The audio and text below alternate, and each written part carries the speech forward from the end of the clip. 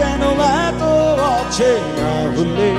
অনেকেই অচেনা হলেও আইয়ুব বাচ্চু ঠিক এমন একজন শিল্পী যিনি কখনোই অচেনা হবেন না। 1962 সালের 16ই আগস্ট তার জন্ম। কে জানতো চট্টগ্রামের সেই ছেলেটাই একদিন পুরো বাংলাদেশকে কাঁপিয়ে দেবেন তার রূপালী গিটার দিয়ে। একটি গিটার, কিছু অমর গান আর লক্ষ মানুষের হৃদয়ে গেঁথে থাকা একটিই নাম, আইয়ুব বাচ্চু। বাংলাদেশের রক সঙ্গীতের ইতিহাস খুঁজতে গেলে একটি নাম এড়িয়ে যাওয়া প্রায় অসম্ভব, আইয়ুব বাচ্চু, যিনি রক সঙ্গীতের ভাষাই বদলে ফেলেছিলেন। কিন্তু একজন শিল্পী কিভাবে কিংবদন্তিতে পরিণত হন? তিনি নতুন প্রজন্মের কাছে ঠিক কী রেখে গেছেন? সামনাসামনি বাচ্চু ভাইয়ের পারফরমেন্স দেখেছি বহুবার।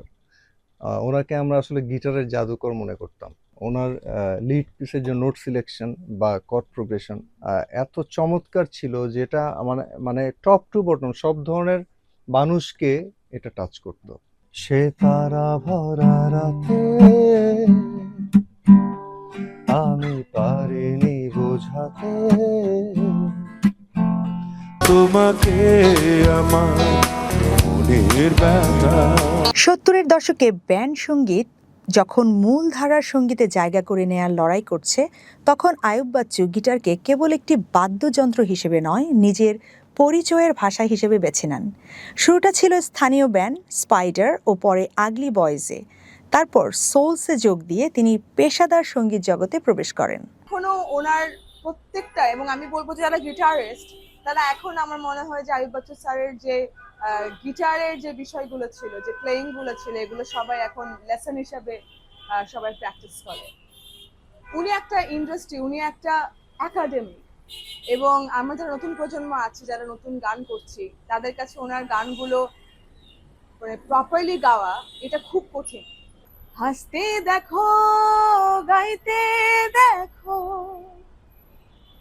অনেক কথা মুখর আমার দেখো, দেখো না কেউ হাসি শেষে নীরবতা।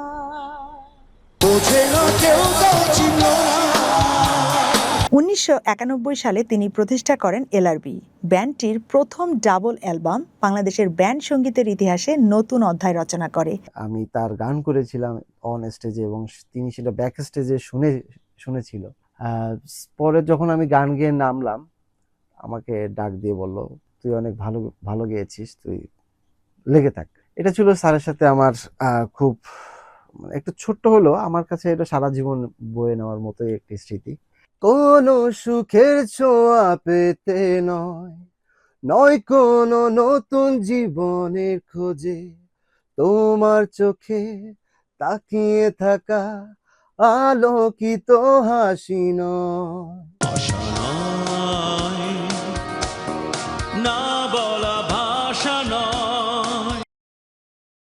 He's a legend. He truly is. এখন অনেক রাত, খোলা আকাশের নিচে, জীবনের অনেক আয়োজন আমায় ডেকেছে। গিটার নির্ভর সাউন্ড, আধুনিক প্রযোজনা এবং মেলোডিক রকের মিশেলে এলআরবি তরুণ প্রজন্মের সঙ্গীত চর্চায় বড় প্রভাব ফেলে। তো আমার কাছে মনে হয় যে যারা অগাস্টে জন্মগ্রহণ করে তারা সবাই অনেক বেশি special, just like Ayub Bachchu sir.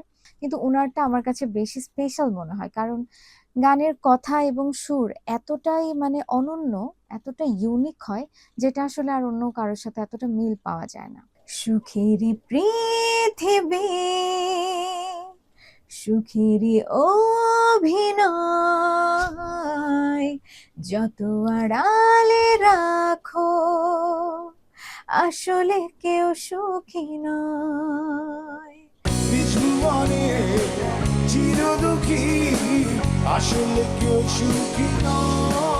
আমার সৌভাগ্য হয়েছে বাচ্চু ভাইয়ের সঙ্গে স্টেজ শেয়ার করার।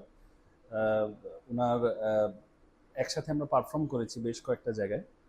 তো বাচ্চু ভাইয়ের সঙ্গে পারফর্ম করলে একটা জিনিস খুব ভালো লাগতো, যে উনি খুব মানে পুশ করতো এবং উনি খুব মানে ইন্সপায়ার করতো, যে এই চিটাঙের ভাষায় বলতো যে এই বালা গজ্জুস বেটা সাবাস তোর তো পারফরমেন্স বালাই, মানে এই টাইপের কিছু উনি মানে যেই জিনিসটা আসলে একটা লেজেন্ড থেকে কাছে যখন আমরা যাদেরকে ফলো করি, দেখবেন আপনি যাদেরকে আইডল মানেন, সে যখন আপনাকে ছোট্ট একটা ধরে ইন্সপায়ার করার মতো ওয়ার্ড বলে, সেটা আমাদের কাছে অনেক বড় মনে হয়। আইয়ুব বাচ্চু সেই বিরল শিল্পীদের একজন, যার গান শুধু আমাদের ভালোবাসার গল্পই শেখাননি, শিখিয়েছে স্বপ্ন সংগ্রামের গল্প। তাই তার জন্মদিন শুধু একটি তারিখ নয়, তার জন্মদিন আমাদের মনে করিয়ে দেয় রক সঙ্গীতের পথচলা, সংগ্রাম এবং নতুন করে ভাবার উপলক্ষ। এই রূপালি গিটার ফেলে একদিন চলে যাব দূরে, বহু দূরে। সেদিন চোখে